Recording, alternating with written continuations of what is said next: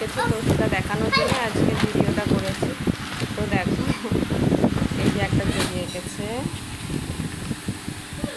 এখানে আছে। এই যে এটা হচ্ছে ফ্রোজেন, ও ফ্রোজেন একটা খুব ভালোবাসে।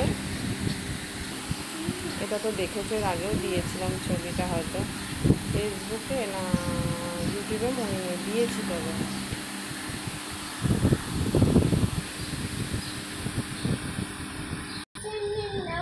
শিব ঠাকুর,